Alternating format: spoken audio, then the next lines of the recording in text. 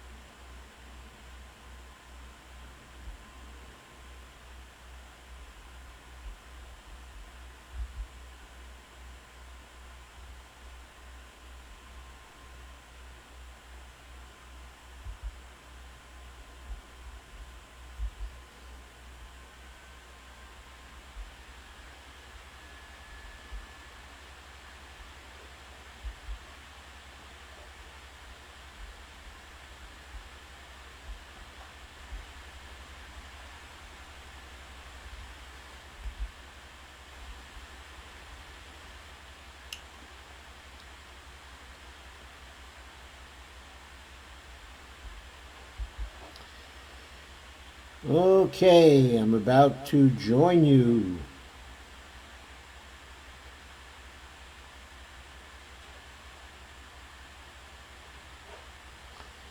As soon as my computer cooperates.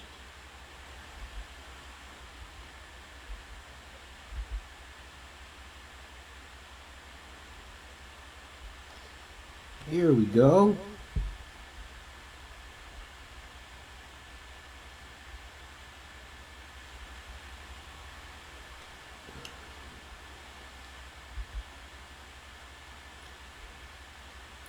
Hi, Kristen. Nice to see you here.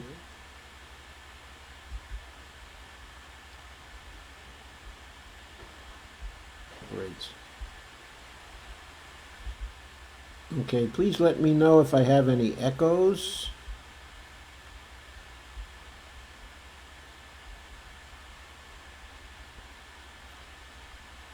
Or if my sound is good.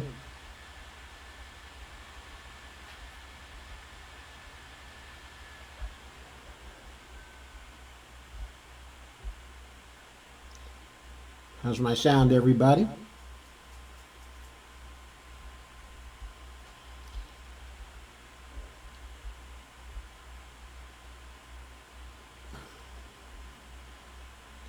Thanks, Andy. So, by now the verdict must be clear to everybody. The Democratic Party establishment, okay, in Iowa has screwed up. Now, in cases like this, it's always difficult to decide whether the people involved are just incompetent or whether the people involved are simply evil, or I should say have ill intentions, to be a little more gentle about it. Okay. Of course, it's possible for people to have ill intentions and to be incompetent as well.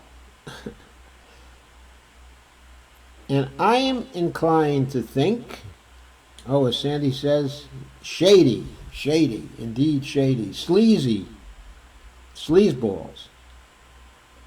I'm inclined to think that both are the problem here. There is something in the social sciences called the iron law of the iron law of oligarchy. And the iron law simply states that sooner or later, in every institution, every grouping, the democratic forces which may have actually motivated the grouping will, in a relatively short time, be replaced by an oligarchy. And the grouping or the institution will thereafter be governed more or less in a top-down fashion. Not only will that be the case, but the people up at the top, the longer they remain at the top, will find it very difficult to communicate with and share the perspectives of the people at the bottom of the institution. Now, the iron law was originally propounded by Michels, a well-known social scientist, around the turn of the 19th century. We used to always say the turn of the century, and everybody knew we were talking about the turn of the 19th century into the 20th century. But now, of course, the term is ambiguous. Okay, but Michels wrote a book called actually Political Parties. I believe he published it in 1911 or 1912, okay, originally. I have the book on my shelf. I've been carrying it around with me now for more than 50 years. And I occasionally refer to it because the thinking about what happens to institutions and but to bureaucracies is so applicable to what we see in our society, and certainly to what we've been seeing in the Democratic Party now for some time. That party, which had a kind of renaissance of democracy during the 1960s and the early 1970s, has since turned into an oligarchy which is extremely ossified, one might say, and which the people who have a place in the oligarchical institution, who are part of the in-group, do not share perspectives with the people who are at the base of the party and are only occasionally involved in the activities of the party, such as in voting, or going occasionally to meetings, or participating in some of the activities of the party. But those people who are at the center of the party communicate a lot with each other and very little with people who are outside of the center, and they just don't understand or share the perspectives of those who are not a part of the groupings and the social milieu governed by the oligarchy. So that's the Iron Law. The way it operates, it certainly applies to the Democratic Party today.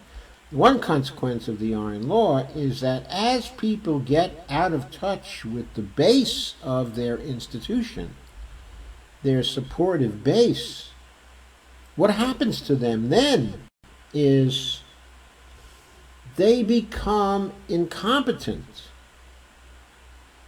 because their perceptions of the reality within which the organization exists, or the party exists, or the group exists,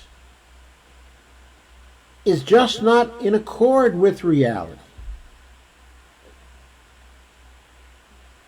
The base of the party is exposed to reality and is in touch with reality.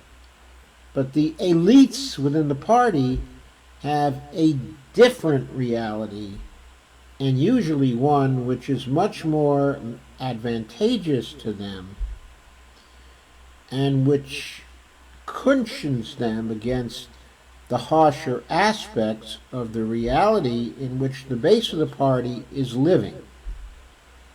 That certainly happened to the Democratic Party. They don't understand all the people in their base who are struggling and why they're struggling.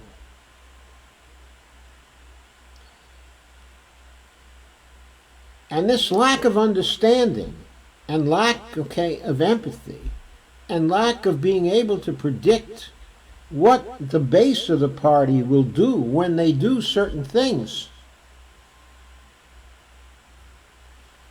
then creates, or is the basis anyway, for a failure for the people at the center to perform as they should, to keep the institution adaptive.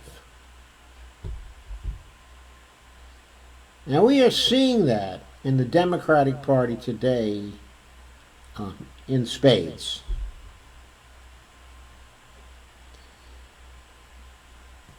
There was a struggle inside of the Democratic Party.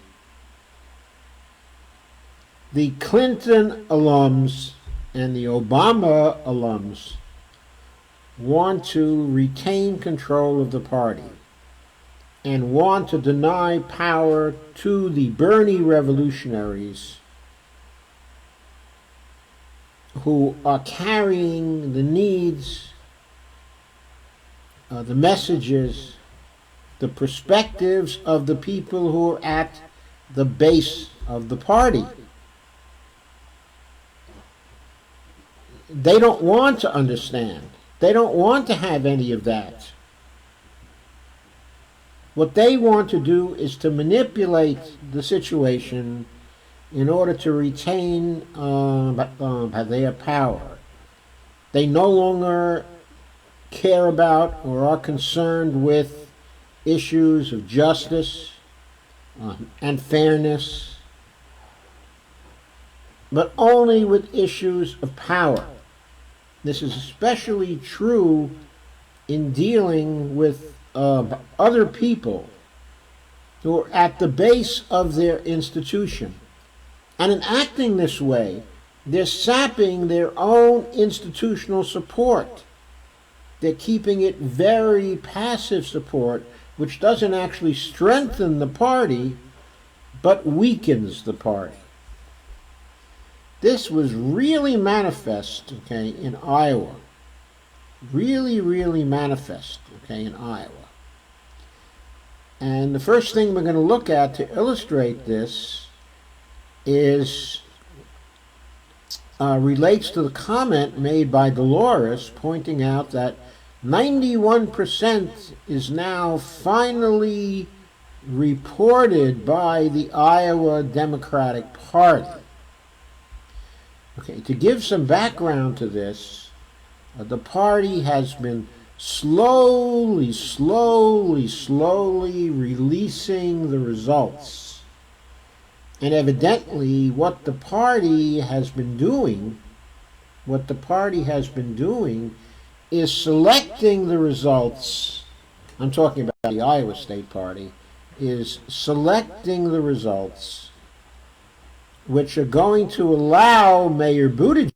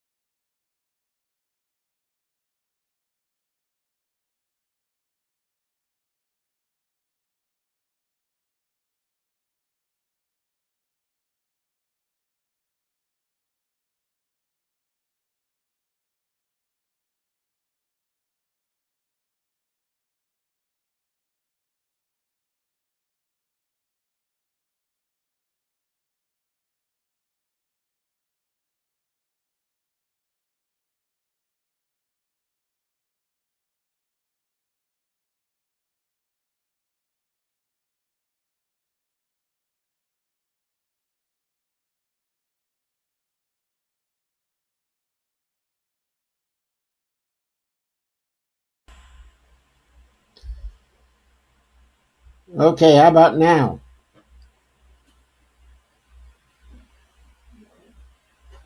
Still no?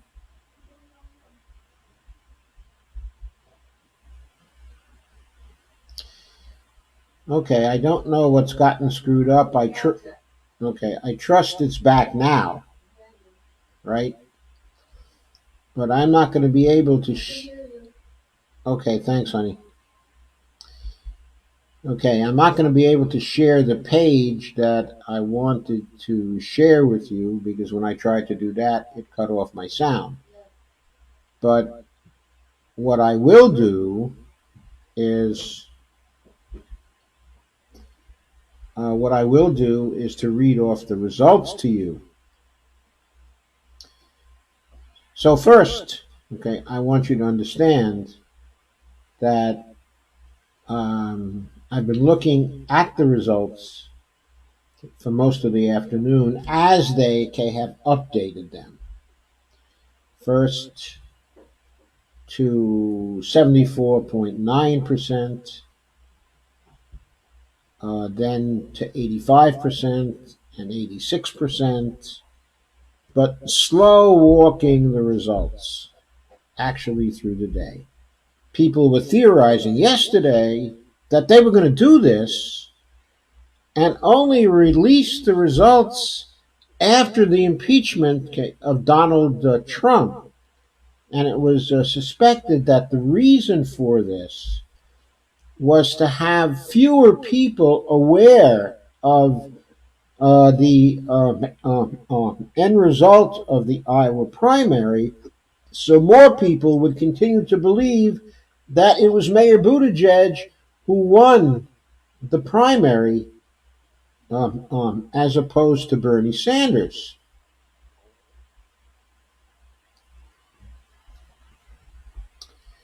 I don't know whether that was the case or not, but sure enough, after the impeachment was finalized, the totals being reported went up to 91%, and Bernie's lead in the popular vote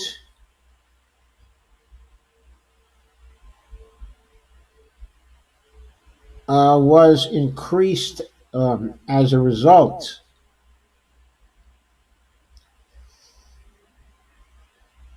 Okay, the totals for Bernie are now 42,027 in terms of the popular vote, and for Buttigieg, 40,823.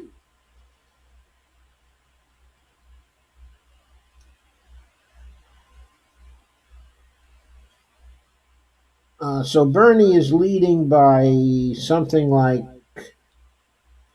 12 or 1,300, okay, in the popular vote. So his margin is now getting larger. Why is it getting larger?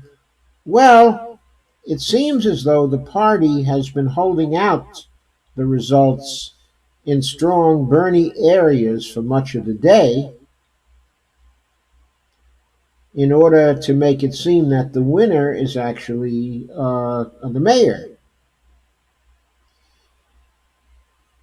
And at one point, there was even a reversal where Pete was up by a small number, okay, of popular votes over Bernie. This only occurred once.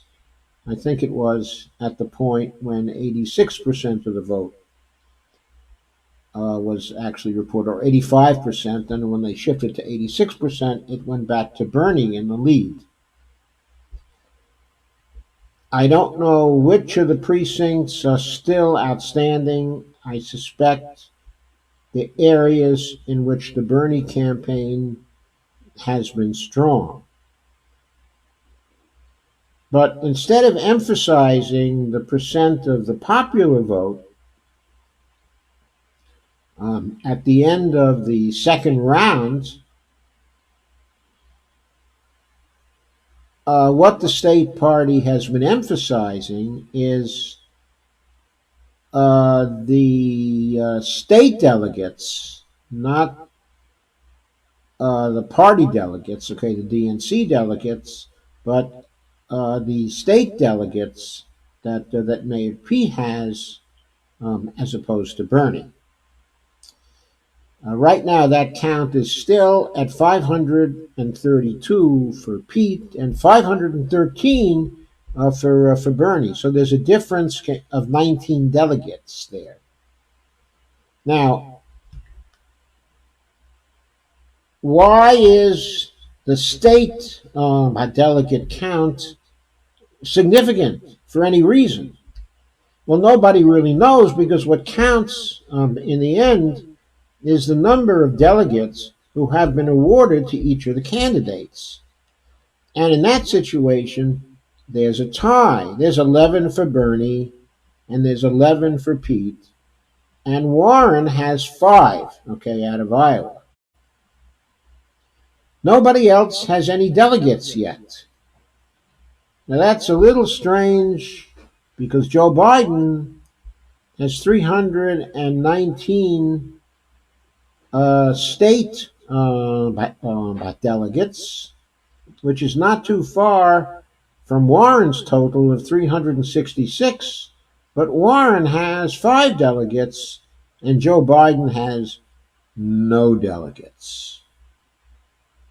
Now, from a popular vote standpoint, Warren's 5 delegates are more fair, because she got 20.4% of the popular vote. Joe Biden got only 13.7% of the popular vote after the second round, and Amy Klobuchar got 12.1%.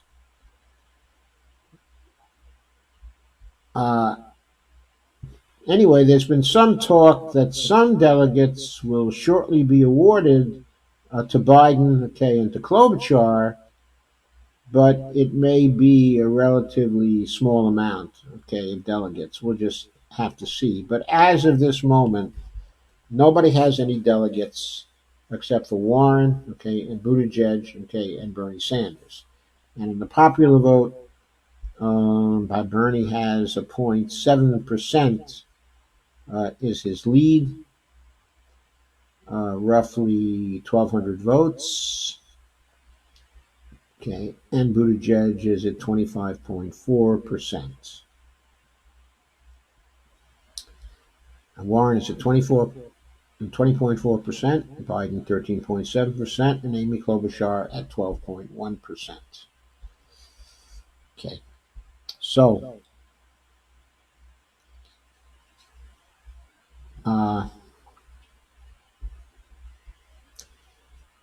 there's still 9% out.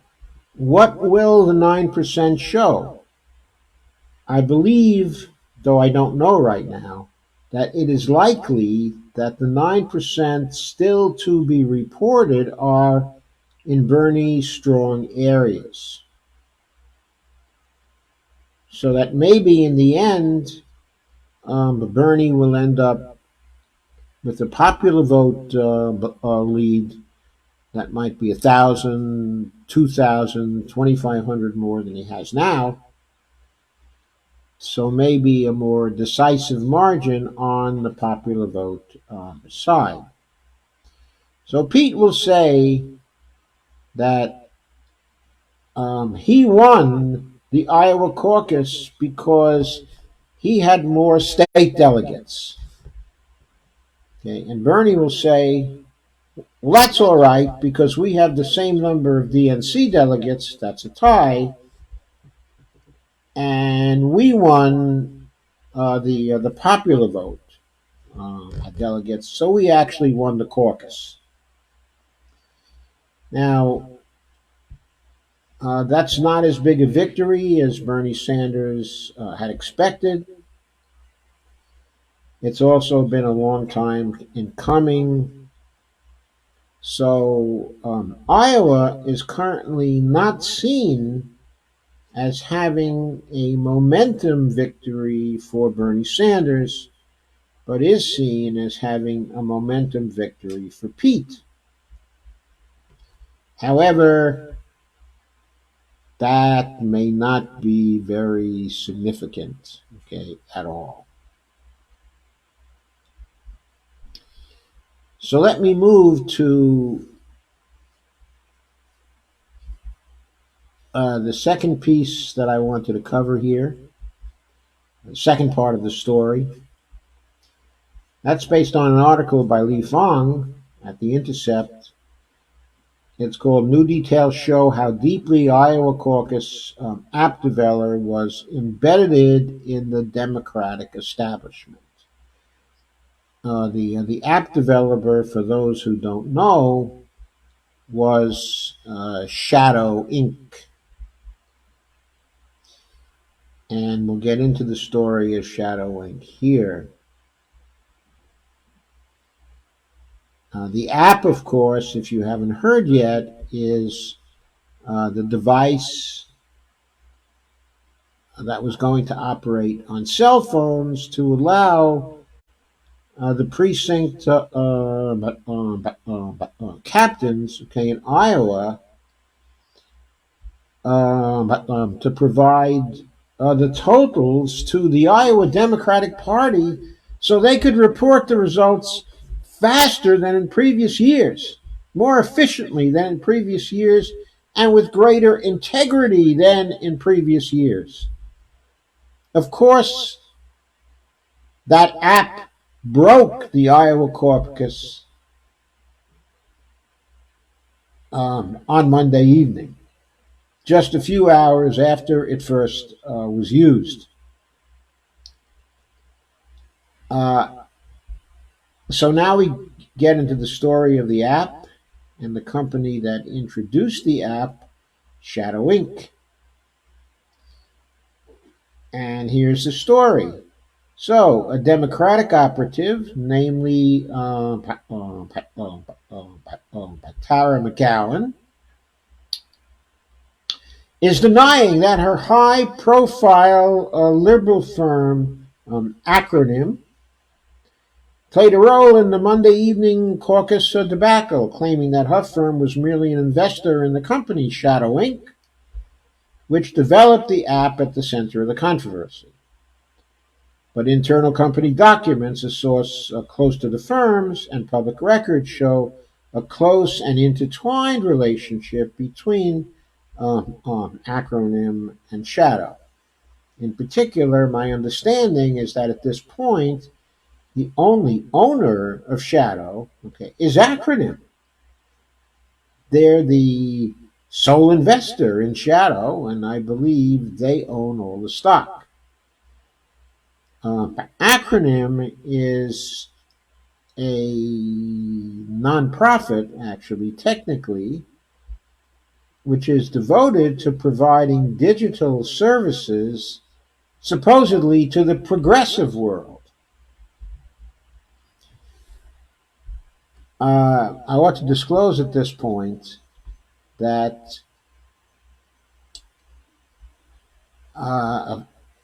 that a few friends and myself formed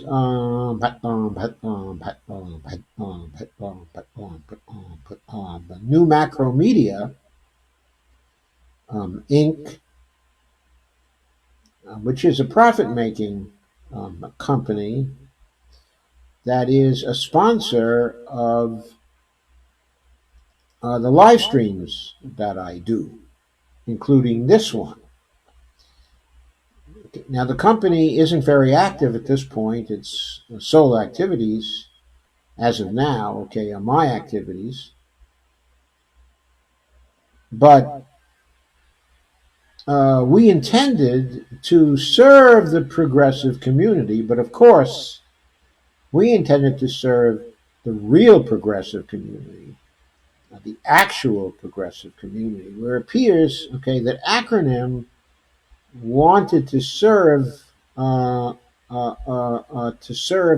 a variety of places that were considered to be progressive by the likes of the Obamas and the Clintons. An entirely different sort of prospect, of course. In addition, says Li Fong, head of the caucuses, questions swirled inside Shadow over the company's ability to deliver a quality product. And there was concern from at least one staff member that senior letters are shadow an acronym, both of which were launched as a new bulwark of the Democratic Party against President Donald Trump, had been far from neutral in the Democratic primary. Throughout the caucus by yesterday, Democratic officials reported widespread problems downloading the app and inconsistencies uploading results from the caucus, leading to the Iowa Democratic Party's decision to take the unusual step of delaying the release of the result. This is the first year the app was used, the first time it was used, and ahead of the caucuses, the Iowa Democratic Party asked that the app's name, which is Shadow, be kept secret. The New York Times reported that, quote, its creators had repeatedly questioned the need to keep it secret. Whether that's correct or not, I have no idea. Kyle Tharp, a spokesperson for Acronym, released a statement on Monday night downplaying his company's affiliation with Shadow. Okay, I won't read what he said, but he basically said that they're only one independent, nonprofit company, okay, that Acronym, okay, is an investor in. And also David Plouffe, former campaign manager to Barack Obama in 2008, who joined the board of Acronym, also distanced himself from the company during an MSNBC panel last night. And he said, quote, I have no knowledge of Shadow, unquote, said he, quote, it was news to me, unquote. But previous statements and internal acronym documents suggest that the two companies, which share office space in Denver, Colorado, are deeply intertwined. Last year, Tara McGowan, a co-founder of Acronym, wrote on Twitter that she is so excited to announce at another acronym, that's their Twitter handle, has acquired Groundbase, which is a firm that included, quote again, their incredible team led by Gerald Nemira, plus are launching Shadow, a new tech company to build smarter infrastructure to campaigns. So, Acronym acquired Groundbase and then launched Shadow, with Groundbase basically merged within it in order to build smarter infrastructure for campaign. And McGowan also noted that with Shadow, we're building a new model incentivized by adoption over growth. Not sure what that means. The acquisition was announced in mid-January of 2019. Okay, and McGowan, on a related podcast last month, described Nemira as the CEO of Shadow, which is the technology company that Acronym is the sole investor in now, unquote. What's more, internal documents from Acronym show a close relationship with Shadow, says Li Fong.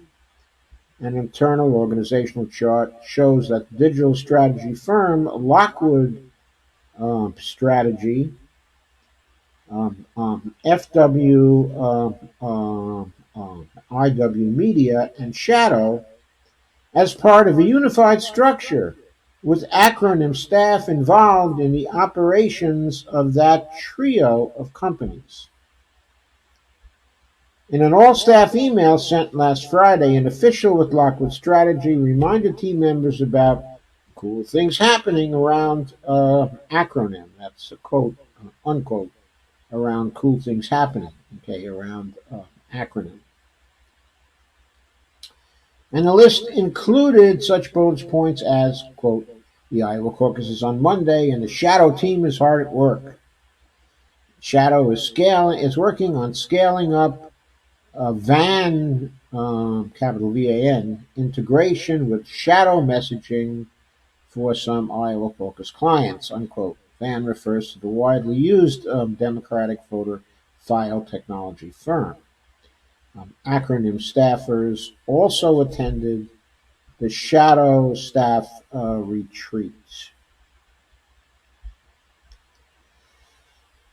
Anyway, a person with knowledge of the company's culture has said that top officials at the company regularly expressed hostility to Senator Bernie Sanders supporters. Tara McGowan is married to Michael Hawley. I'm not sure he pronounces his name that way or whether it's Hall. I don't know whether the E at the end is silent. Anyway, he's a senior strategist with the Buttigieg campaign. Guess what? There's no evidence any preference of candidates had any effect on the coding issue that is stalling the Iowa results, says Lee Fong. The Iowa Democratic Party and the Nevada Democratic Party retained Shadow to develop its caucus app. Shadow has also been retained for digital services by Buttigieg's and Biden's campaign. Acronym launched with a promise to compete with the Trump campaign's strong emphasis on digital media, launching Democratic messages through paid advertisements on Facebook and other platforms. But the source said the company, in many ways, was woefully unprepared for the many challenges it had taken on, including the Iowa caucus app. A precinct captain for Sanders, who requested anonymity because they were not authorized to talk to the press, confirmed that the rollout was rushed. We didn't know about the app till a month ago, and we didn't have access to the app until like 3 days ago, the source said.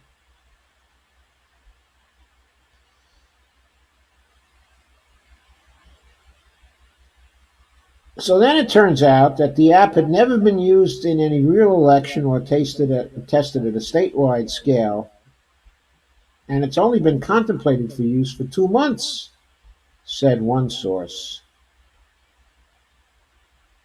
to the New York Times. And federal campaign finance records show the Iowa Democratic Party and the Nevada Democratic Party retained Shadow to develop the caucus app for both. Shadow has also been retained for digital services by Pete Buttigieg's campaign, which paid the company $42,500 for software-related services in July of 2019, and by Joe Biden's campaign, which paid Shadow $1,225 for text messaging services last July as well. Shadow was launched by former staffers to Hillary Clinton's 2016 campaign, including Nemira, Krista Davis, also James Hickey, and Anna Rao. Anna is spelled Ahna in that instance. According to professional biographies listed on LinkedIn, that's a quote from Lee Fong. And Lee also says, Shadow did not respond to a request for comments. Acronym, which includes a hybrid model of a 501c4 entity that does not disclose donors and a super PAC that does. What's the name of the super PAC? Super PAC is Pacronym. And they're the ones who have evidently been funding Acronym. And acronym and patronym have been a favorite for deep-pocketed Democratic donors. Donald Sussman, the founder of the Paloma Partners, and Michael Moritz, a partner at Sequoia Capital, a very, very well-known venture capital firm, each donated $1 million to Acronym last year. Filmmaker Steven Spielberg gave $500,000, and investor Seth Klarman, once a major donor to Republican causes, gave $1.5 million to Acronym. And by the way, Seth Klarman is a very, very well-known pro-Israeli, anti-Palestinian donor. Acronym appears to have deleted, says Fong, portions of its website showing its involvement in Shadow. And there's a quote here that shows its involvement with Shadow from a now deleted blog post, which was reclaimed by Li Fong from the web archive, sometimes known as the Wayback Machine, sometimes known as the Internet Archive. This morning, William McCurdy II, the chair of the Nevada Democratic Party, released a statement announcing the party will not be using the Shadow app for its February caucus. Everybody, of course, is saying thank God for that. And McCurdy said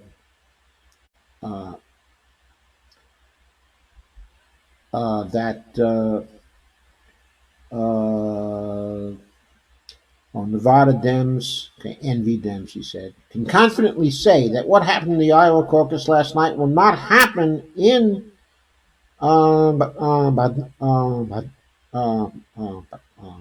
in Nevada on February 22nd. Will not be employing the same app or vendor used in the Iowa caucus. We had already developed a series of backups and redundant reporting systems and are currently evaluating the best path forward. Let's hope that the people who are running that caucus, okay, the Nevada caucus, are more competent at counting votes than the people in the Iowa caucus have been.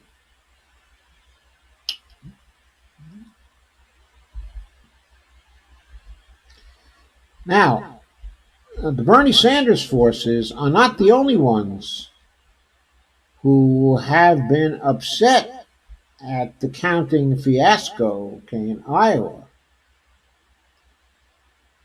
In an article today, earlier today, quote, Trumpian, unquote, Biden campaign under fire for questioning the legitimacy of the Iowa results showing candidate in distant fourth place. The candidate they're talking about, of course, is Joe Biden. And the article was written by Owen Higgins.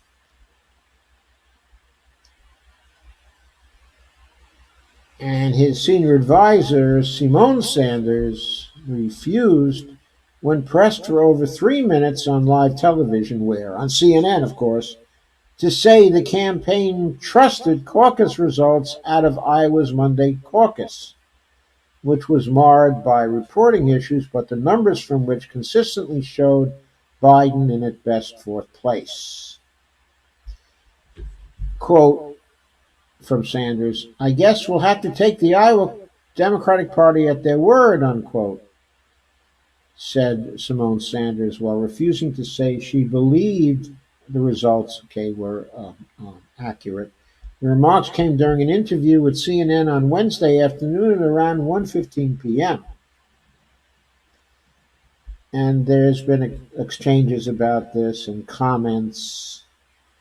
And the Justice Democrats saying that Biden's campaign questioning the Iowa the results because they lost badly, that this is Trumpian and sows the worst forms of discord, says the Justice Democrats.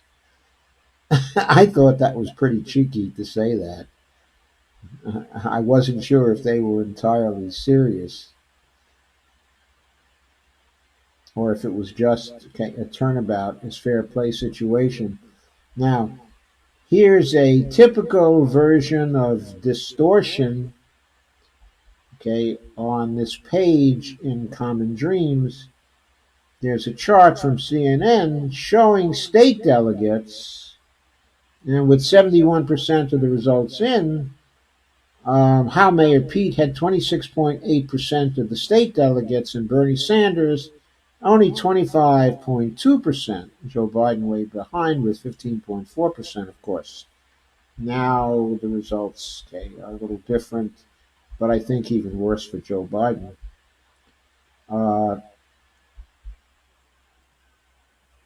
Biden told supporters in New Hampshire on Wednesday, saying, "I'm not going to sugarcoat it, quote, we took a gut punch," unquote.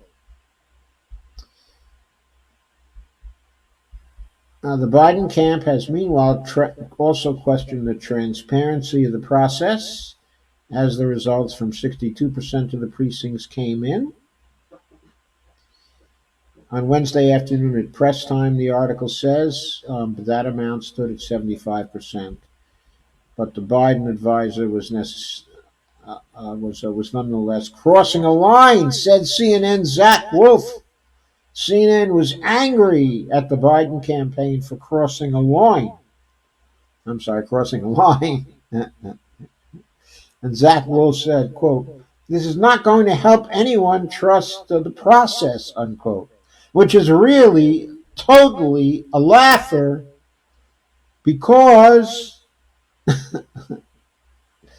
how can anyone possibly trust the process after the antics being pulled by the Iowa Democratic Party?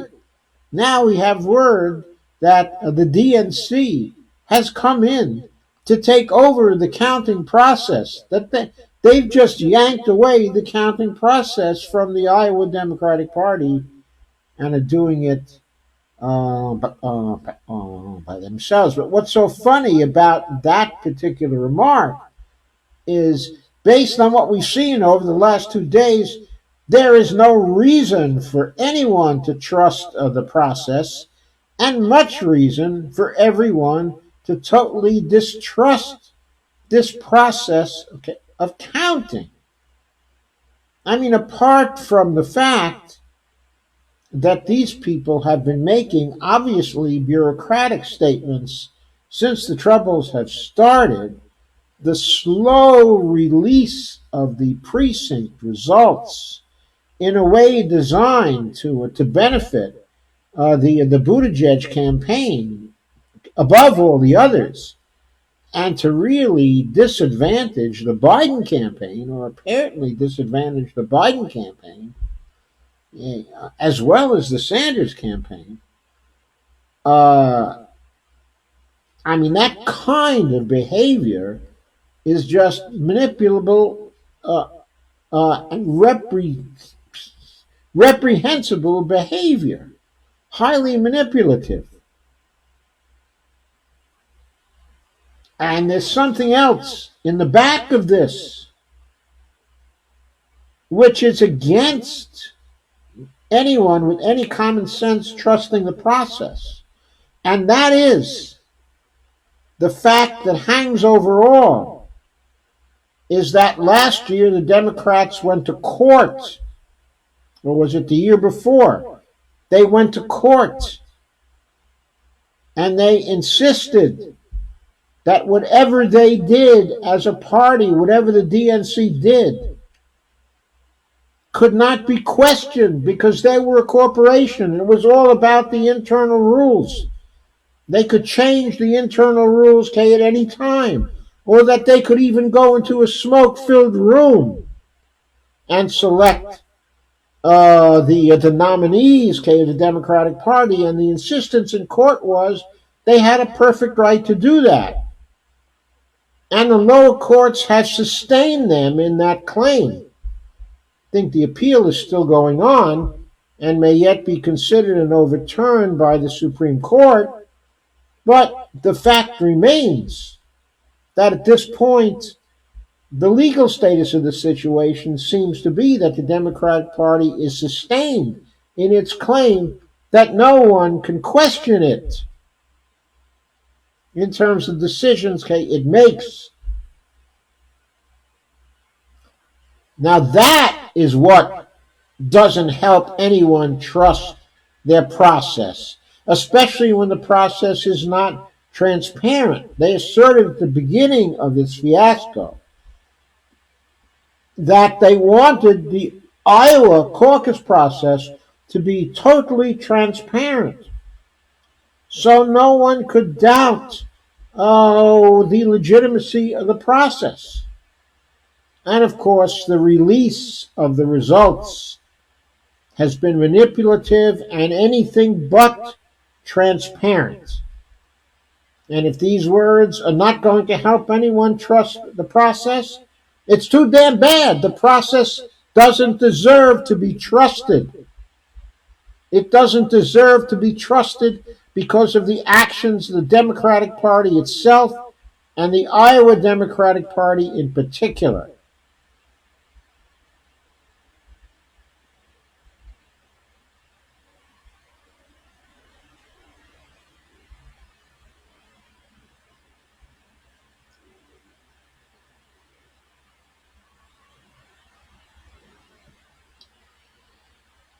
And now, here comes the biggest issue, okay, of all, and that issue is, it was discussed in an article by Jake Johnson also today, the headline of which is um, um, uh, uh, is progressive outrage boils over as utter train wreck of Iowa caucus continues. And some quotes, quote, "This is scandalous," quote, "another train wreck," unquote, quote, "the stuff of about the banana republics," unquote.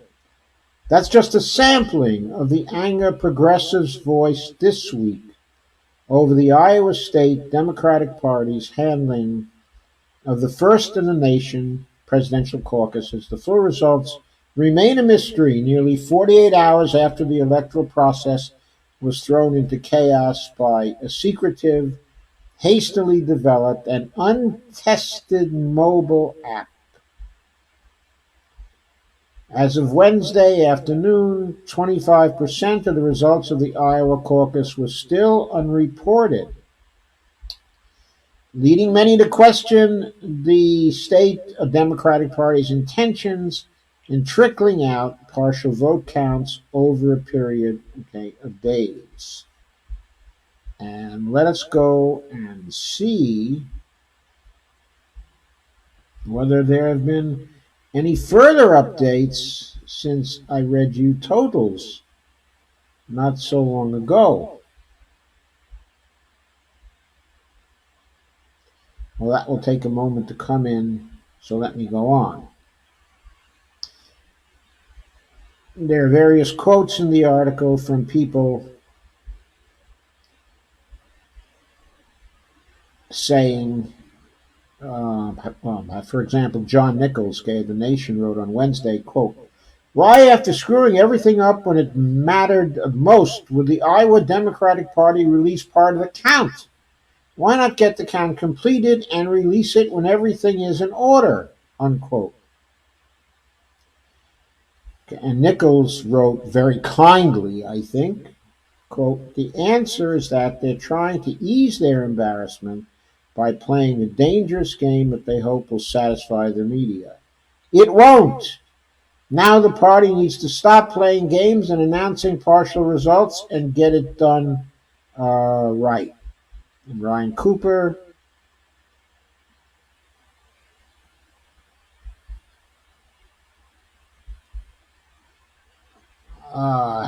said, I'm absolutely baffled. He tweeted, I'm absolutely baffled why they wouldn't just wait till they had the whole thing tallied before announcing. Another train wreck from start to finish. And Crystal Ball said, somebody help me out. What is it called when party elites selectively release results, creating a grand media narrative based on incomplete data? Some people would call it gaslighting. Some people would call it fraud. Some people will call it utter favoritism towards one candidate over all the others.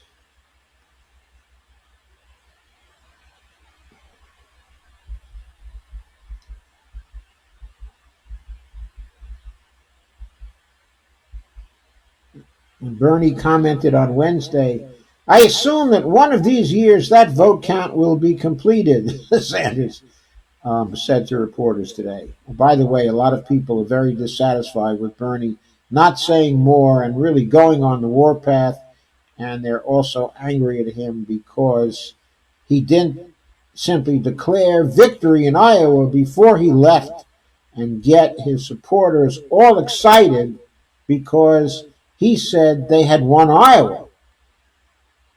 In other words, they wanted him to say, we won Iowa. There's enough in now to know we won Iowa. We have our own counting mechanism, and we know that we won Iowa in terms of the popular vote.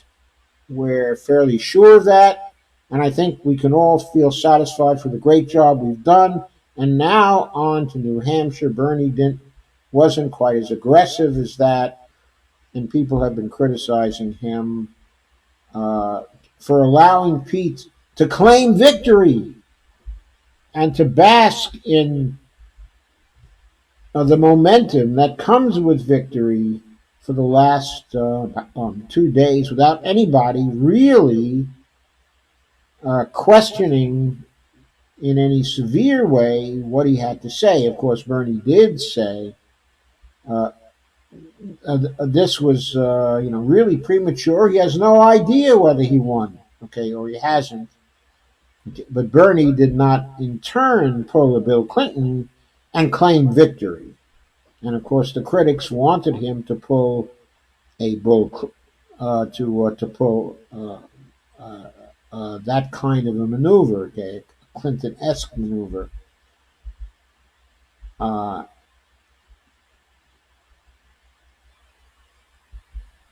and the people involved have said that if we're going to have a president who's going to be successful in making the vast changes we need to have done, we need to have a president who, in addition to his other attributes, is absolutely ruthless in disposing, okay, of oppositions. He even saw one article that essentially brought the wisdom, quote unquote, okay, of Machiavelli forward and said that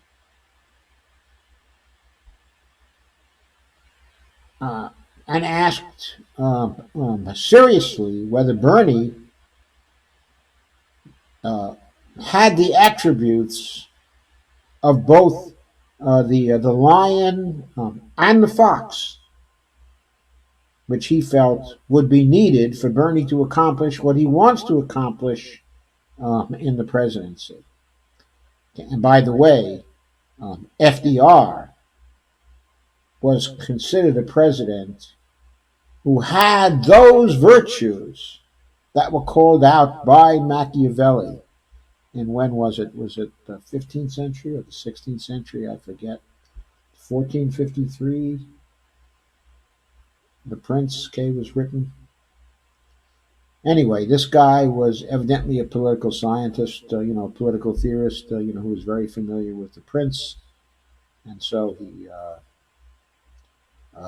he applied this to Bernie Sanders and wondered whether Bernie had these kinds of attributes down.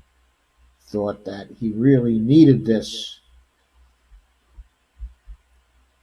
if he wanted to win. Well, this is one person's opinion, but I think what Bernie is about, okay, is integrity. All the time, integrity. A very passionate kind of integrity, according to which it would not be appropriate to claim a victory when you have no idea whether you've actually gained a victory or not. I personally like that about Bernie.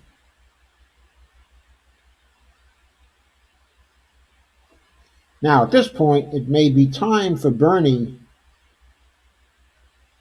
to maybe begin to claim a victory in Iowa. I don't know, maybe. But I'm certainly willing to leave it to Bernie to make that particular judgment. Anyway, Zach Carter of the Huffington Post said, quote, "It is genuinely scandalous that the Iowa Democratic Party has only released 75% of the results for the caucus." That was 2:28 p.m. Eastern Standard Time. And again, they were counting the delegates and the percentage of the delegates, the state delegates.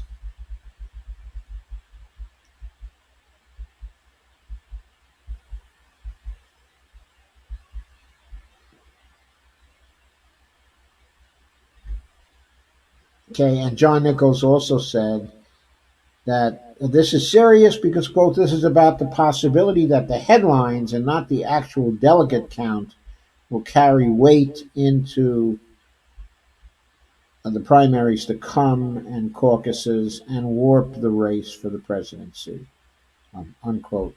I really doubt seriously that the number of state delegates won, okay, in Iowa is going to carry much weight, okay, into the next primaries when it's absolutely clear that the amount of delegates to the national convention that each person has won, okay, is 11. And Bernie may have still more to come. But let me check the Real Politics, see if they've done any more updating. No, no more. So for the last hour or and a half, they've had no more totals to add. They still have only 91% reporting. The popular vote totals are still the same. The state delegates are still the same. Mayor Pete is ahead by 19. Joe Biden still has only 13.7% of the popular vote. I haven't bothered to percentage out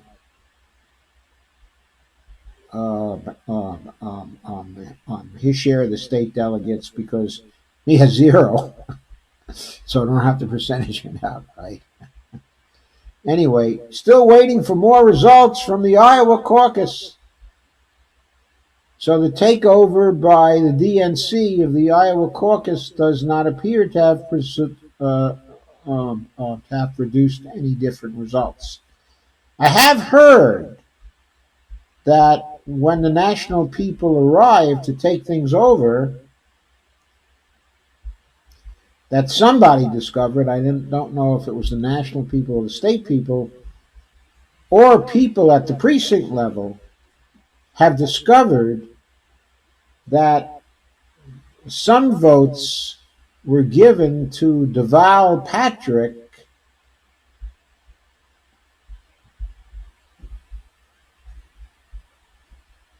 that should have gone to Bernie Sanders. There weren't many votes for Deval, only 49 altogether.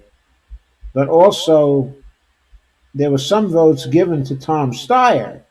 Tom had 2,901, but 2,901 of the popular votes, or 1.8%, okay, of the popular votes. They were evidently misassigned to Tom Steyer. Some of them were, and some of them were rightly Bernie Sanders voters. It looks like all the errors they found so far have been errors that went against Bernie Sanders as opposed to Buttigieg or to any of the other candidates. Now that may be an erroneous conclusion, but that's all I've heard thus far. There are lots of tweets going on about this right now. Twitter is very, very active, okay, with all this. Uh,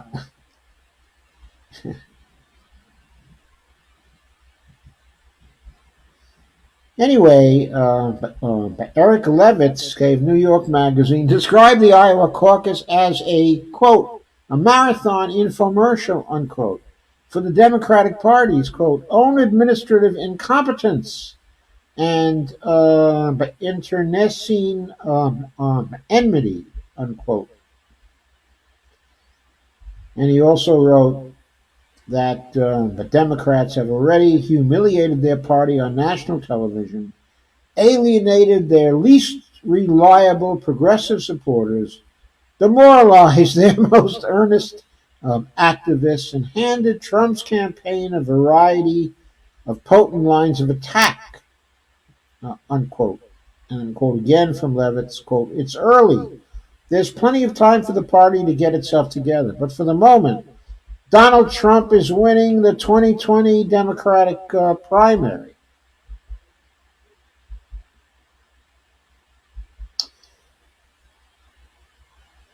And Jim Messina, who managed Obama's 2012 election campaign, suggested in an interview on MSNBC that the Democrats should simply move on from Iowa. Okay, and Jim said, "Oh, this election is going to be incredibly close right now. Passions of the Democratic Party are running at an all-time high. We ought to put Iowa behind us," unquote. However, progressives quickly rejected the call to sweep the disaster under the rug.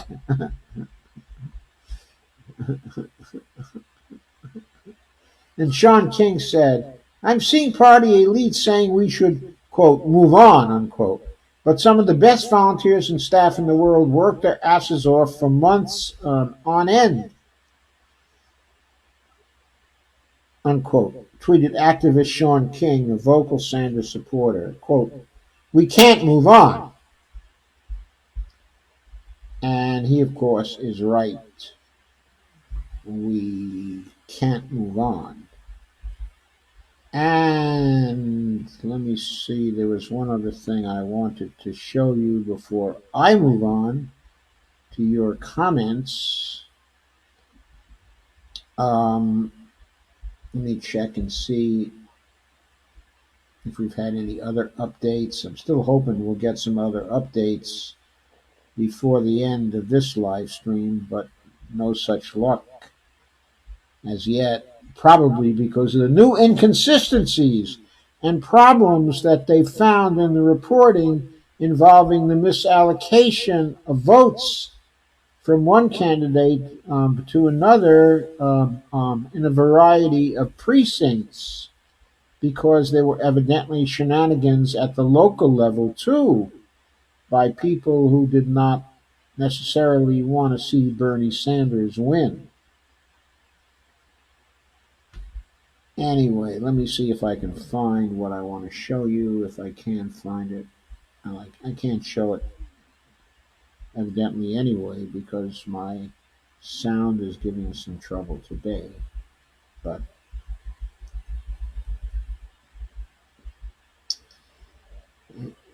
I got an email today which I didn't have a chance to post here, but it came from the Movement for a People's Party, Nick Brana. And Nick gives a summary of the state of play in the primaries.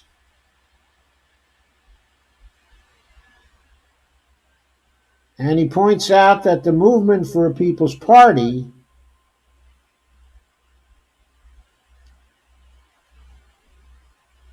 will be developing an alternative structure for Bernie people who will not stand for being cheated this time.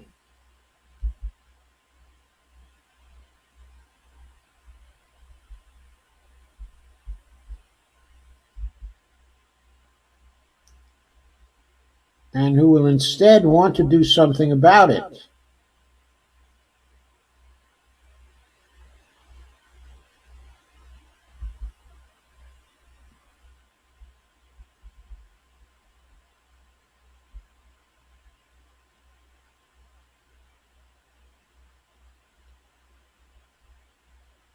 Okay, let me see if I can find that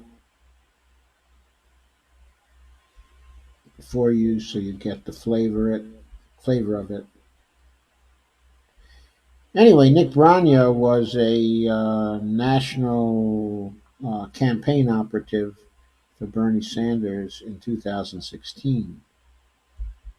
And out of the disappointment of the 2016 campaign, he created the Movement for a People's Party, which I have not heard from by email for months now.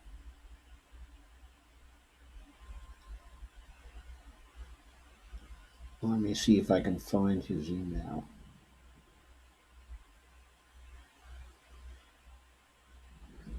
Here again. Anyway, it's a lengthy and very good email.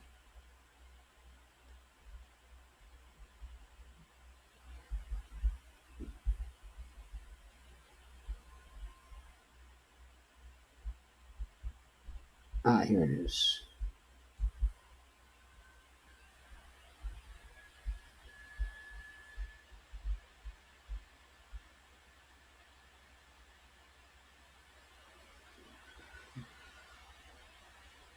Taking a little while to come in.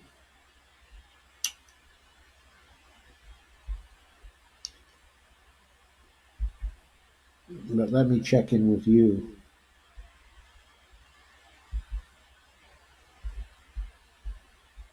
In the meantime, here it is.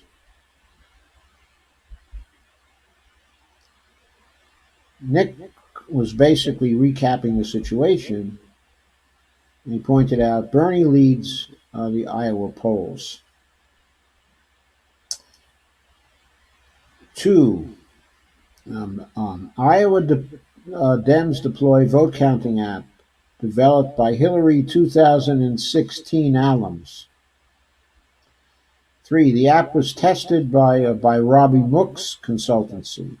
Okay, if you don't remember, Robbie Mook was Hillary Clinton's campaign manager in 2016. And 4, Buttigieg paid $42K to develop the app. And Iowa Dems, number 5, released partial results omitting Bernie strongholds in Iowa. And 6, the DNC is now taking over the vote count. And then basically Nick goes on and says, the Movement for a People's Party told you so. Okay, I told you so. We've been one of the only voices warning the Democratic Party is going to block but Bernie Sanders, regardless of how shockingly illegitimate it makes the primary. He says we warned of the shadow app, and then it was used to give But Pete Buttigieg, a false win, okay, in Iowa. Well, I don't think he has the false win yet. Of course, there is a narrative implying that he has the false win. It's out there, but I think it can still be corrected. So Nick refers to Lee Camp, who predicted this week, and we've been saying also, he says, since the DNC loyalty oath was introduced, okay, the Democrats will go as far as inventing a scandal to justify decertifying Bernie as a Democrat and disqualifying him entirely. And Nick goes on to point out if Bernie wins, he would start cleaning house, get the corporate lobbyists and consultants who sit on the DNC out. Their own positions of power and privilege hinge on Bernie losing, which is why they would rather throw the election to Trump than see Bernie win. You know, they've been in the process of throwing the election to Trump now. The impeachment, of course, was handled incompetently by Nancy Pelosi from start to finish. The narrow impeachment was a terrible idea, and it emphasizes that Nancy Pelosi's sell-by date is long past. In the name of God, she needs to go. Go. As Cromwell said to the Long Parliament, okay, in England, in the name of God, go. The convention in Milwaukee can be a massive and historic turning point to a People's Party. He's talking about a Democratic convention in Milwaukee. Says we're making big plans to hold our own events that will put a People's Party in sharp contrast to Democrats and embrace the outpouring of Bernie delegates and progressives when the DNC steals the nomination. He said, we're setting our sights on the win, but we need your help to pull it off. Please contribute to make the convention the defining moment that marks the creation of a major new party. And he says the corporate media claims the caucus meltdown was the result of incompetence.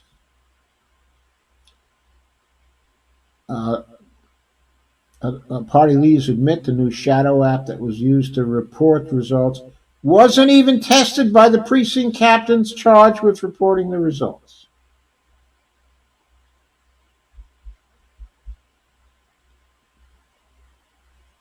Anyway, there's more in this particular email, which you can probably find if you Google for the Movement for a People's Party, which is at peoplesparty.org, and you go to their site. I'm sure you'll find this statement by Nick. And you can read it in full. And the statement ends, the party of FDR long ago began its slide into moral bankruptcy.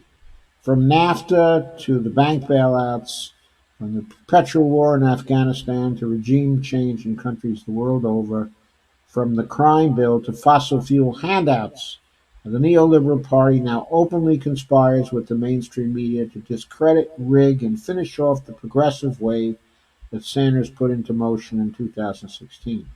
We need a fundamental restructuring of our political economy, our government, okay, and our electoral system.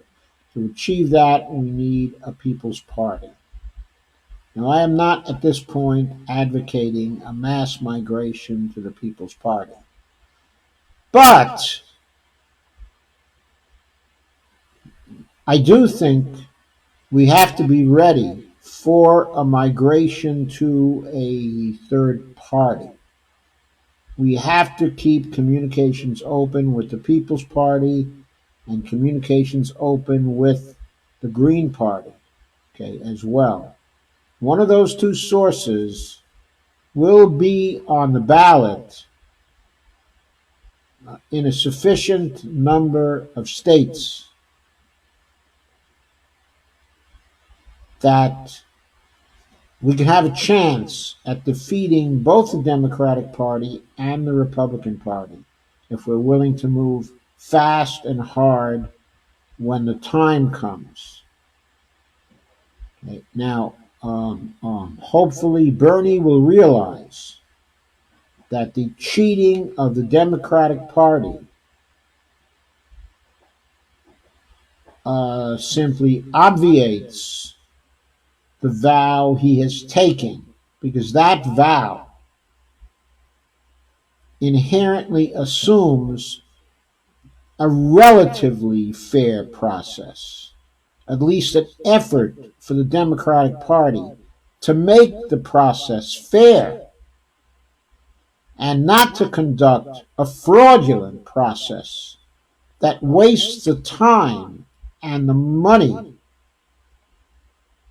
and the emotions of Democratic Party activists. What the Democratic Party has been doing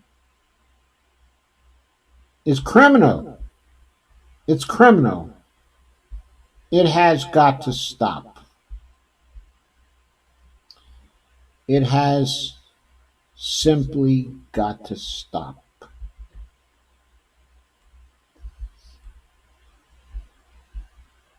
And that brings me to one final piece of news that I want to cover. As part of the State of the Union last night, as part of the State of the Union,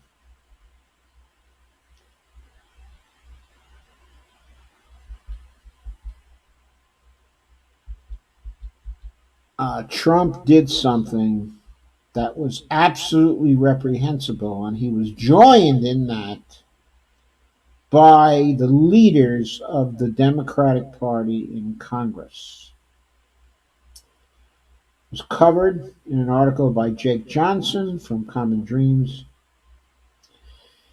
Quote, no better distillation of Washington. Democrats and GOP joined Trump in the standing ovation for failed Venezuelan coup leader Juan Guaido. And there they are. There is Guaido lifting his hand in salute to the Congress people and to the president. And there are members of the Democratic Party giving him a standing ovation, led by Nancy Pelosi. But Nancy Pelosi is not in the picture in Common Dreams. The person who I am most able to recognize in that picture, who was clapping for Juan Guaido, is Tulsi Gabbard. Shockingly, Tulsi Gabbard was clapping for Juan Guaido as Juan waved and was acknowledged by U.S. President Donald Trump during his State of the Union address. Juan Guaido headed a failed U.S.-backed coup against his country's elected president in Venezuela last year. Trump hailed Guaido as the, quote, true and legitimate president of Venezuela. Total bullshit, a line that was met with a raucous standing ovation from members of both political parties, including House Speaker Nancy Pelosi, the top Democrat in Congress. So what did it matter that Nancy Pelosi ripped up Trump's speech right at the end of the State of the Union speech? During the speech, she gave Trump support for one of the most outrageous things he did. Rania Khalek tweeted, I don't give a shit that Nancy Pelosi ripped up Trump's speech. Her theatrics mean nothing. She stood up and applauded Trump's fake regime change president of Venezuela, Juan Guaido. Both party leaders are rotten to the core.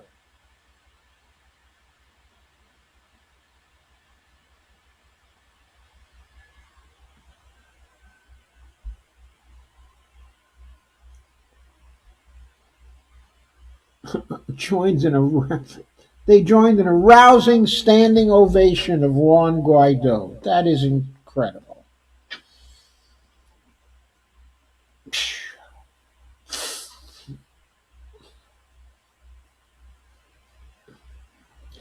And Medea Benjamin tweeted, quote, the Democrats, including Pelosi, just got up to applaud the self-proclaimed president of Venezuela, Juan Guaido.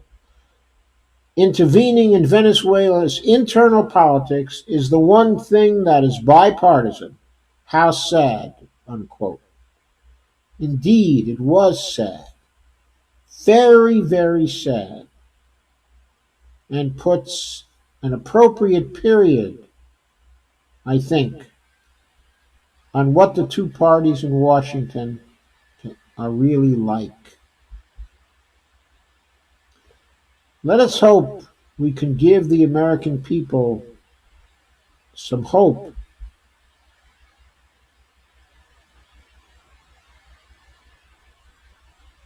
by taking over the Democratic Party this uh, spring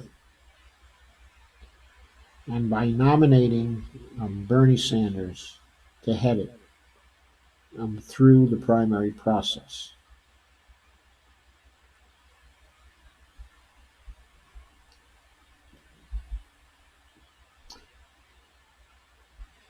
Okay, I'm going to look in on you now.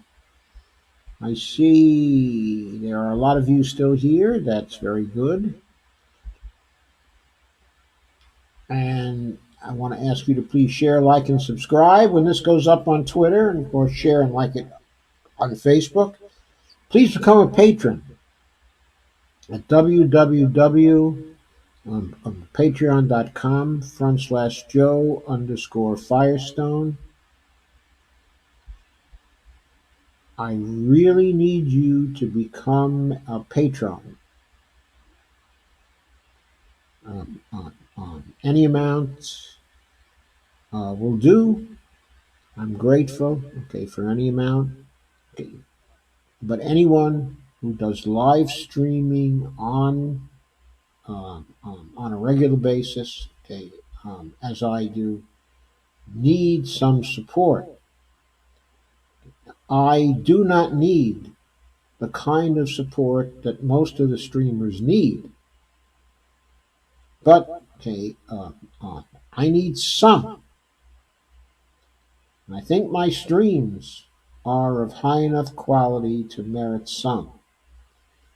So I have to ask you to do what you can to help out. And to those of you who are helping me now, I so much appreciate it. It is just wonderful, and it is greatly appreciated. Okay, on to your comments.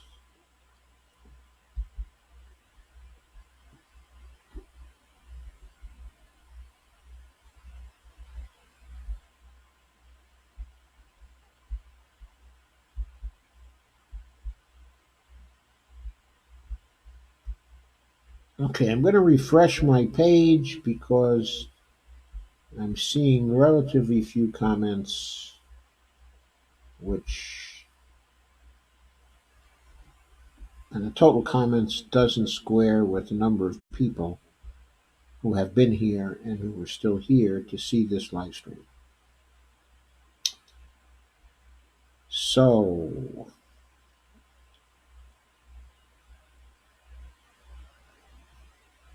here we are again.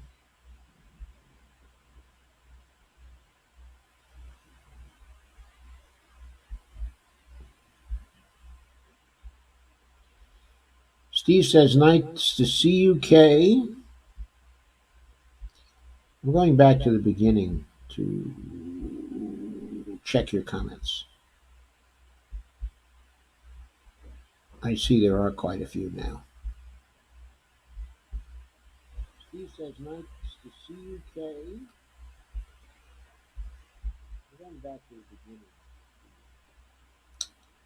Check Okay, and I see that Richard Dean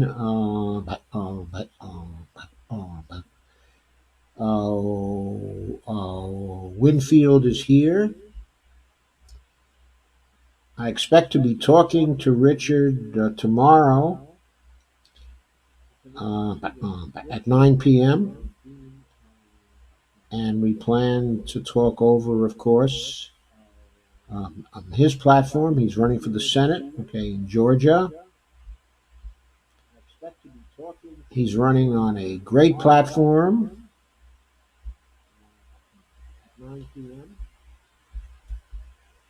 And he'll have a lot of great things to say tomorrow night. And in part, we'll be talking about the State of the Union as well, though I don't know how much we're going to say about the State of the Union compared to Richard's platform and what he wants to do. We'll see about that tomorrow. Steve says 15 minutes ago they released 91.5%. Bernie picked up a wee bit. Let me check that out. I've got that up here. I don't see the 91.5 yet. I still see 91. My page is getting continuously refreshed, so. But let me see what's happening here. Let me try again and see what's going on. I've got 92% reporting now, but the count hasn't changed. Last time I checked, the count was at 42,027 for Bernie and 40,823 for Mayor Pete. And the percents were 26.1 to 25.4. So the numbers haven't changed. It just says it's 92% the reporting, but the actual numbers haven't changed. They seem to still be the same, as far as I can tell.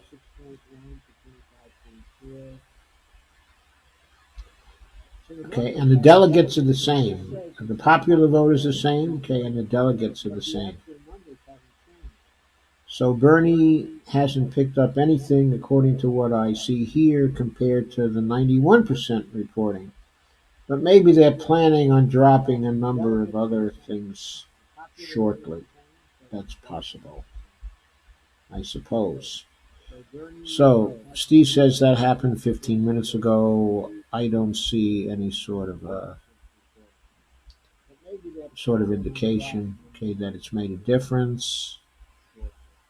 Steve Day was replying to himself, saying the oligarchs know it, and Stephen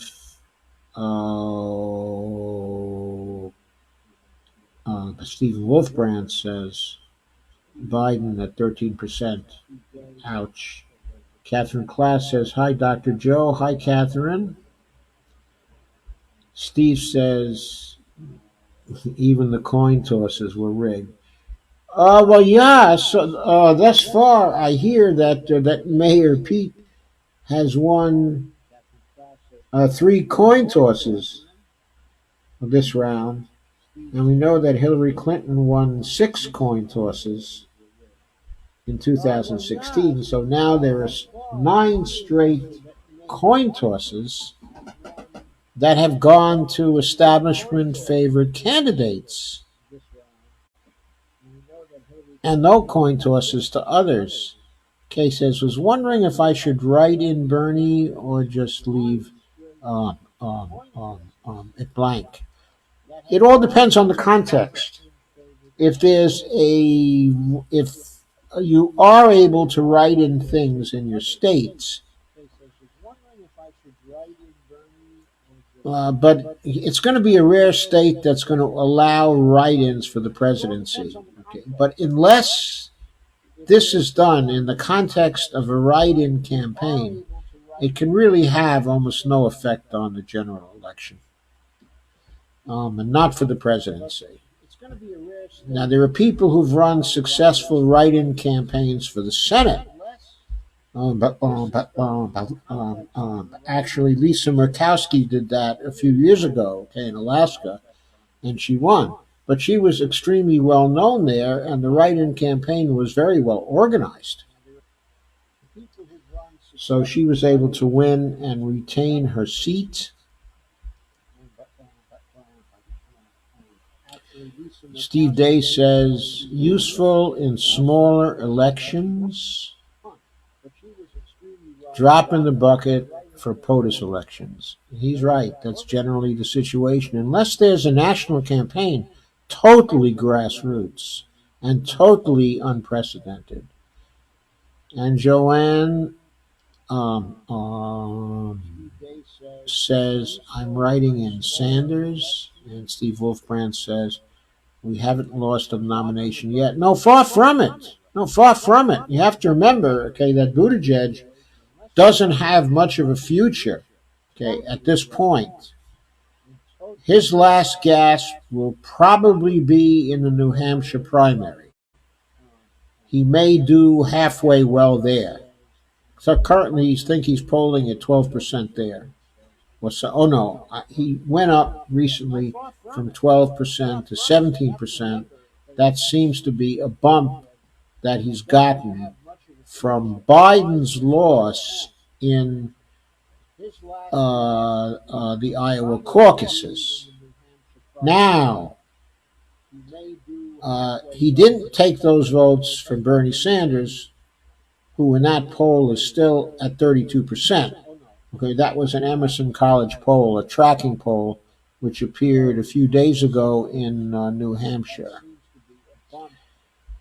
So, okay, I think Pete will make a decent showing there, but from there he doesn't have anywhere to go. He doesn't have any campaign that's significant in South Carolina. He doesn't have a Nevada campaign that's really significant. I don't think that he'll be able to throw up one overnight. Those other two primaries are coming before the end of the month, before Super Tuesday. He can't possibly make an impact in California or Texas for Super Tuesday, or anywhere else. I mean, maybe he can run in the Indiana primary. I don't think the Indiana primary is on Super Tuesday. But by the way, if he runs in the Indiana primary, Bernie Sanders will probably be running in the Indiana primary. And as I recall, I think Bernie won the Indiana primary in 2016. Okay, and Buttigieg has never won a statewide campaign in his home state, Cave, Indiana. He might not be able to beat Bernie Sanders in Indiana. But anyway, that would probably be the last state in which he would be any kind of threat to Bernie Sanders.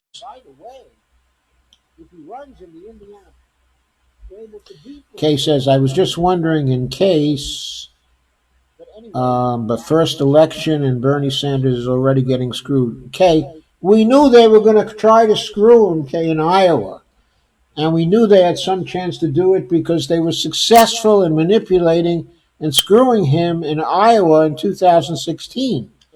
But they haven't entirely screwed him yet. He's still ahead in the popular vote.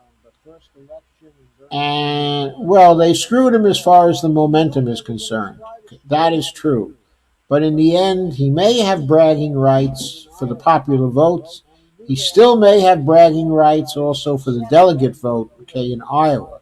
So they won't have been as successful in screwing him this year as they were in the Iowa caucus in 2016. So there's been a little bit of improvement.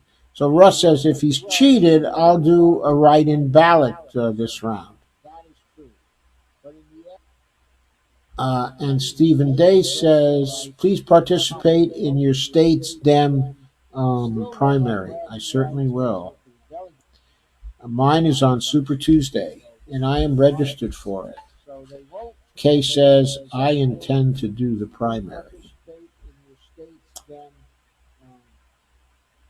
And Steve Day says, huge voter turnouts.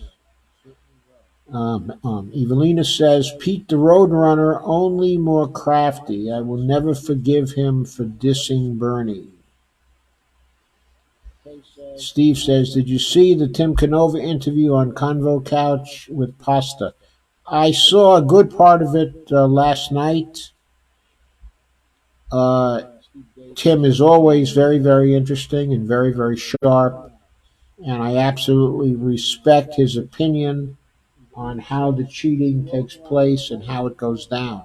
He's now been studying that for years, and he's a true authority on this subject, as well as having personally experienced it twice. And Evelina says his elder. Steve says rigged, rigged, rigged. Kay says I'm in the GOP ruined and gerrymandered state of Ohio, so don't know how much good it will do, but there are many here that support Bernie. Yeah, there probably are. I don't see why.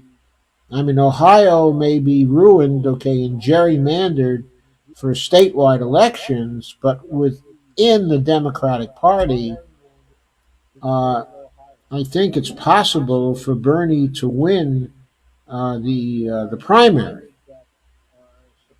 Though I know the machinery will be run by the Clintonites, okay, in the establishment. But I think labor will have a lot to do there. It may depend upon how labor comes down. I think labor is still pretty strong in parts of Ohio. They've been strong enough to keep Sherry Brown in the Senate. So it may be that Bernie will have a chance there. Now, he didn't have a chance in 2016 because Hillary was too strong there. But I'm not sure Bloomberg is going to be very strong in Ohio. And I think he's ultimately the one that Bernie will be running against there. Steve Day says, nor forgive South Bend gentrification destruction of underprivileged owned homes. Not simply underprivileged, the homes of poor people. You can't erase that one. Evelina says L. Stephen Day. And I don't think that's a smile. I think that's an agreement in anger. Steve Wolfbrand says, it's too late for a third party to get on the ballot this cycle. Even the Green Party isn't on in all states. Well, I think even though it may not be on in all states, okay, right now, I think it may still be able to get on in most of the states. I don't think the Green Party was on in all states in 2016, but it was on in 46 of the states. It was on in enough of the states to win the election. And if Bernie had switched at that time and run as the standard bearer of the Green Party, he might have been able to win. Steve Gonzo says, new 2 members of DNC Rules Committees are simultaneously working on Mike Bloomberg's presidential campaign.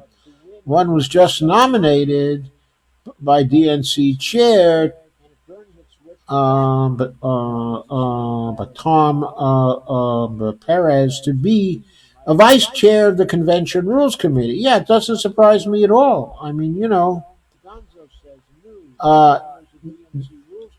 for them, actually, Bloomberg is a natural, but also it's going to be very hard for them to disqualify Bernie on grounds that he's not a real Democrat. When Bloomberg is running, because Bloomberg has been running as a Republican on and off for ages, and Bernie has the receipts. He'll be able to play all those videos where Bloomberg is running as a Republican. Yep, Bloomberg surrogates have seats on the DNC. Of course they have.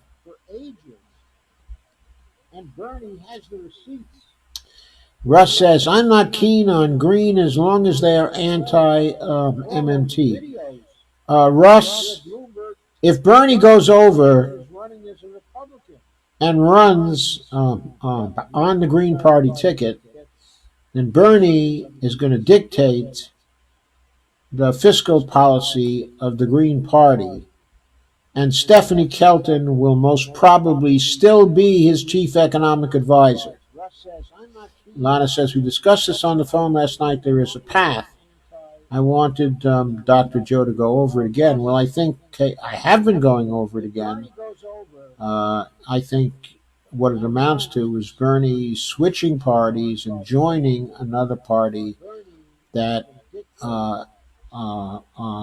has ballot lines for the presidency in a sufficient number of states to get a majority of the Electoral College. That's the path. Okay, and I already went over the email from the Movement for a People's Party today saying that they are preparing the way again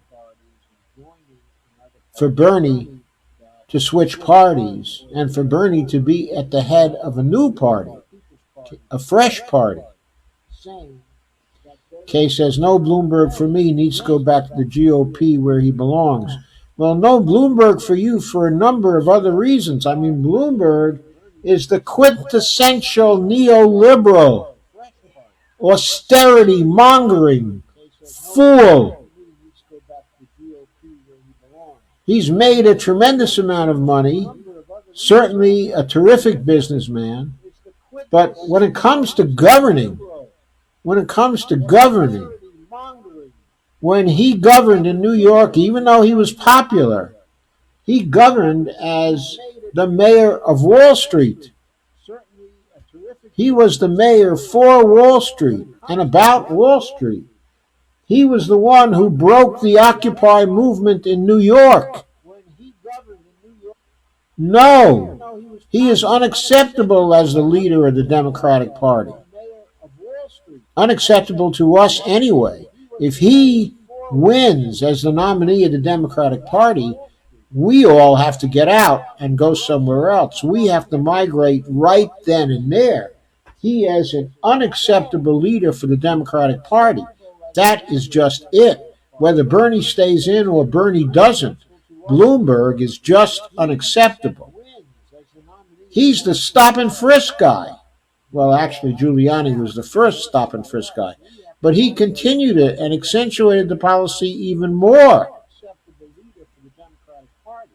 That is just it. Whether Bernie stays in or Bernie doesn't. And Bloomberg is authoritarian. He had the rules changed so he could run for a third term in New York City.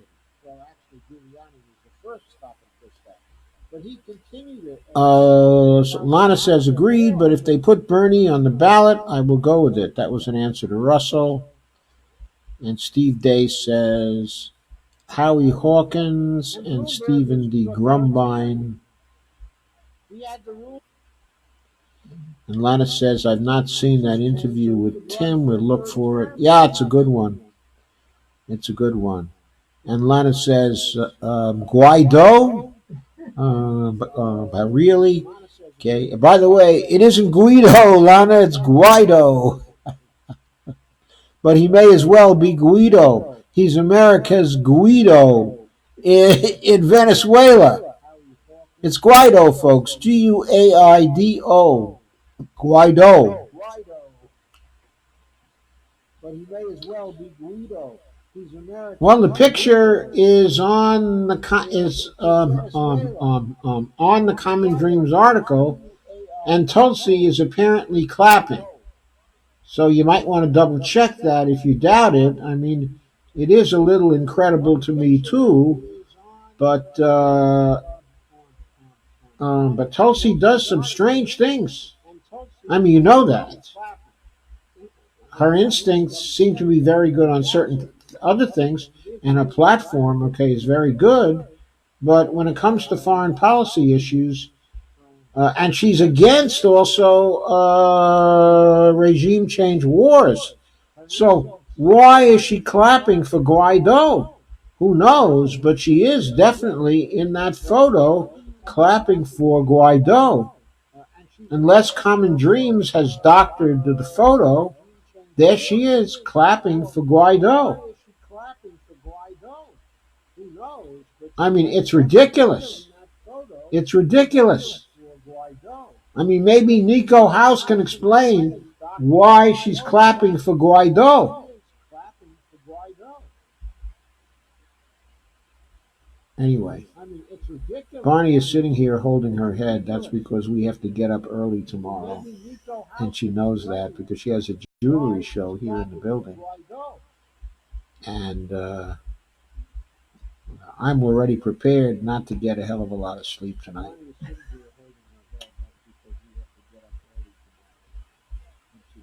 Real Clear Politics reporting now at 95%. Well, let's check in with them and see what those results are. And Barney is moaning. Oh, oh. Okay, now the count has changed. Bernie is now ahead by 43,674 to 42,175. That is the biggest lead he has had in the popular vote for a long time. In the state delegates, though, Buttigieg still leads by 16 state delegates, 549 to 533. Okay, Bernie's margin looks like it's about 1,500 now in the popular vote, which is the largest I've seen it for some time. Warren still has her 5 delegates.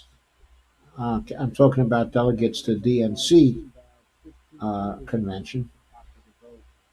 And Bernie is at 11 delegates, and Buttigieg, is at 11 delegates. But there's still 5 more percent to be reporting. It may be the Democratic Party intends to finish the reporting tonight, because maybe since the DNC took it over, it was too much of a black eye that it was not done. So maybe they are now hurrying to get it done. We'll see if they have a surprise for us in the final 5%. We don't know when those 5% are going to come. However, Dolores is watching it, and maybe she can tell us if it changes again. We'll see if they have a surprise for us in the final 5%. And Sandy Shellis is here, I see. Hi, Sandy. Long time no see. Otherwise known as Sandra Amy. Nancy Blackmar is thanking me for tonight. Russell Gorman has joined again. Boy, Russ is up late tonight.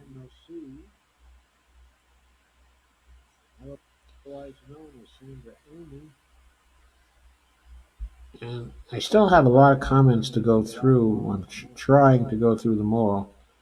I may not be able to. Russ says, sick of the CIA and oligarch horse shit. And Steve Day says in reply, barf, barf. And Steve Wolfbrand says, the Venezuelan elections are less corrupt, than our own. In fact, according to international observers, they're not corrupt at all. Evelina says, maybe we could use international observers. Laugh out loud. We could use international observers, but are we going to actually allow them in? I mean, who would we allow in to monitor our elections? Are we going to let any Palestinian observers in? Somehow I doubt it. Kay Ryan says, on $600 a month, I can't afford to do anything except share. I would if I could, Joe. Thank you, Kay. That's fine. It goes without saying that if one can't afford it, then do not do it. I understand that very, very well. And Margot Shepard, Susan Eldridge, and 4 other people have joined again. And Steve Wolfbrand says, sharing is caring. Sharing is caring. That's right. And my daughter Devora has joined. Hey, Devora. How are you, honey? And Susan says, good night. Good night, Susan. And Kay says, yes, it is best I can do until Bernie gets elected and I can get a real raise. Hey! We'll all get a real raise if Bernie gets elected. Steve Wolfbrand says, can't wait for Bernie to come back to California. The rallies will be huge. They will be huge. Yeah. Steve, I hear California's having problems with voting process. What is up with that? What's up with that, Kay, is it's a continual struggle. A continual struggle. There's going to be a knockdown, drag-out fight in California to prevent fraudulent actions with the new uncertified voting machines. Kay says, can you do paper ballots there? You might be able to do paper ballots in certain places. I'm not sure you can't, but the question is, will the paper ballots then just get thrown out?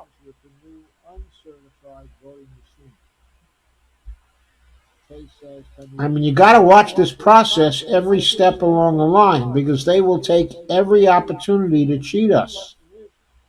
Every opportunity. Nancy Blackmore says, thanks for tonight, Joe. Steve Gonzo says, a standing O. Yeah, that's terrible, huh? That's a scandal. I mean, the Democratic Party should have been united in booing Juan Guaido. There should have been boos for Juan Guaido and for Donald Trump. Yes. I mean, Juan Guaido is in with a bunch of murderers in Venezuela. His group was involved in setting people on fire in some of these elections. I mean, the record is really clear about that. Steve Wolfbrand said, these videos coming off the rig coin talks, guy catches coin in hand, peeks at it. No, he peeked at it before turning it over and calling it. I saw that video too. They did it in slow motion. But Nico House just did a show on it. Yeah, and Jamal Thomas did too. They both did shows on it. And Steve says, definitely not NFL style. No, not NFL style at all. It was it was DNC style, not NFL style. And Steve says, California is corrupt. We'll have to overwhelm the cheating to win. Steve says, I think we can do it. Well, you might have to do it with an overwhelming weight, of bodies, creating feelings of due caution among those who are ready to do anything. In other words, there may have to be sufficient number of people looking at them to instill a healthy fear in the hearts of the operatives who have such intentions. Kay says, Ohio is on St. Patty's Day. Laugh out loud. Is that a joke or not? Yes, I guess it's a joke. Steve Day says, hand count too. Kay says, I hope I vote by absentee paper ballot, so hoping that will be counted here. That may be counted because a lot of military votes come in that way. And I may be used to doing that. And Sandy Shallis says, hi, Joe. Hi, Sandy. And Kay Clark Ryan says, my roommate doesn't have a real clue how screwed up the voting process has become here. Sandy says, it's overwhelming for me, so I'm just going to vote for Bernie in the New York primaries and not get involved in all the bullshit. I can't handle this year. It makes me so angry. Yeah, me too. It makes me really, really angry. Bonnie points out that my chin is sinking below the horizon again, and I see that on my monitor. Russ Gorman says, yes, if Bernie switches to the Greens, then that is a different discussion altogether. It is a different discussion altogether. Yeah, I mean, a lot of Greens are great people. Like, for example, Rodolfo Cortez, Kenneth Mejia.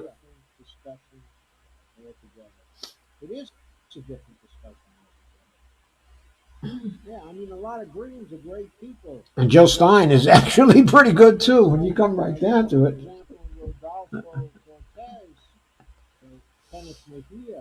Okay, and certainly Ajamu Baraka is great when it comes to foreign policy, and Kevin Zeese, okay, and Margaret Flowers, they're fantastic people. Okay, says, I understand that, Sandra. Sandra says, yellow vests and pitchforks infiltrate the Democrats.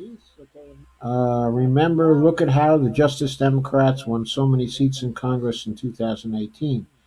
This is not just about the presidential election. Actually, they didn't win so many seats in 2018. Justice Democrats won three very important seats, and they also supported Rokana and Pramila Jayapal, who would probably have won anyway. So maybe 5 seats. But Sandy Shellis is certainly right. This is not just about the presidential election. And Dolores Pio says, Real Clear Politics is reporting on 95%. Yeah, I saw that before and saw those results. And Steve Wolfbrand says, I believe Pato, Pizzagate, Spirit, Cooking, John Podesta is also on the DNC Rules Committee. Yeah, that was outrageous, right? I mean, you think that they'd be afraid of having things on his computer since his password is evidently password. Okay, and Evelina Ponce wrote an article, I believe. And Steve Day says, see you in Milwaukee. I think it's Milwaukee, isn't it? I mean, Milwaukee.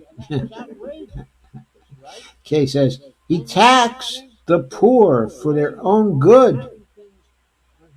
WTF? Question mark. And Sandra says, well, Bernie has the best climate change policies, in my opinion. He's our last hope. We're not even a democracy anymore. Well, that's absolutely true. Of course we're not a democracy anymore. We're trying our best to get it back, though. That we're doing. And that's what we've got to keep doing.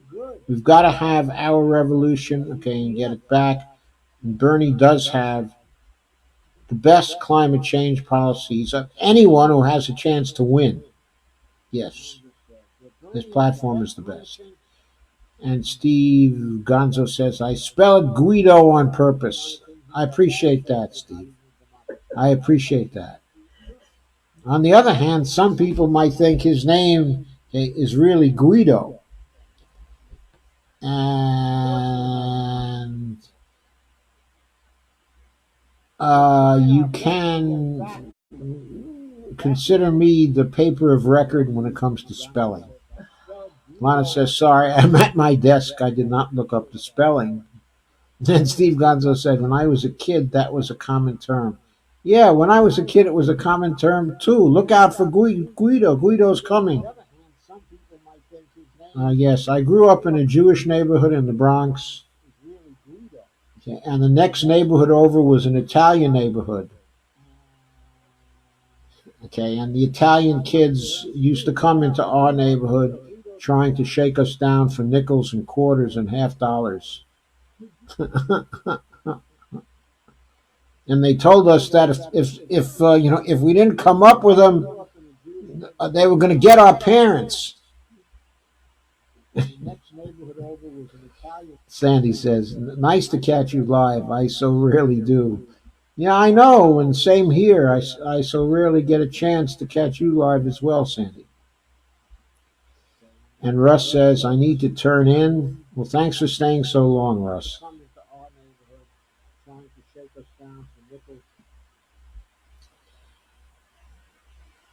I feel the sleep pain with Bonnie. Good night, all. Night, Russ. And Kay says, hope to see you more often, Sandra. Steve says, hi, Sandy. And Sandy says, yo, Steve, we meet everywhere, laugh out loud. And Steve says, on IKR. Sandy says, okay, I don't know, 27 a month, and then whatever extra I can. Sandy, we do the same thing.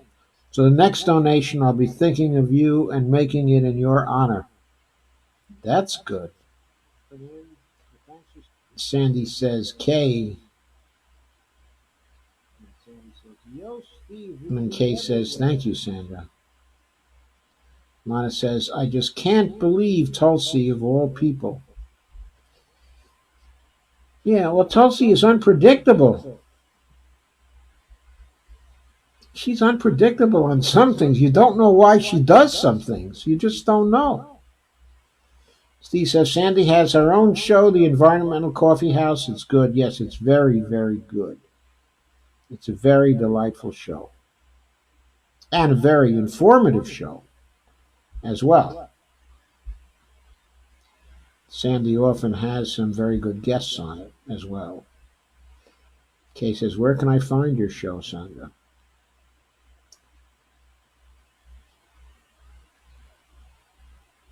And Sandy says, Kate, Clark, Ryan, both. And Sandy provides her YouTube link.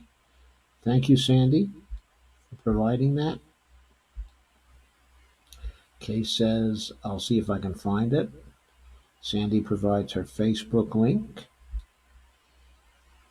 And Sandy says, Milwaukee has the Harley Davidson anniversary thingy every year, laugh out loud. Are they going to have it at the time of the Democratic convention?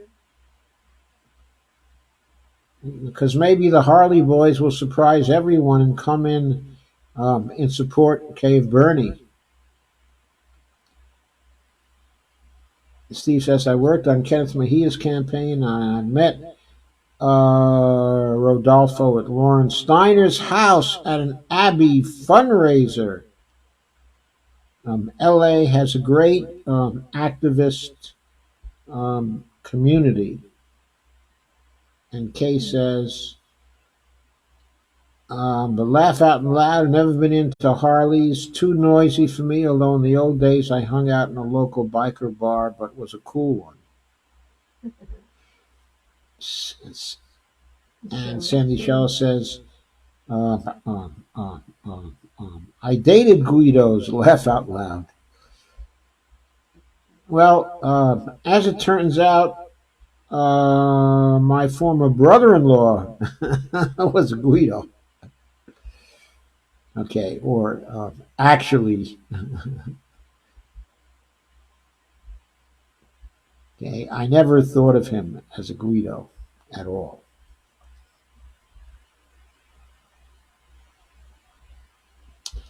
He founded, however, a respectable collection agency up in the Buffalo area. Wow, Dr. Joe, did Italian kids really shake you down? Well, They cried. they sort of came in and, occasionally. I mean, it wasn't really too serious. I don't even recall one of us, getting beaten up.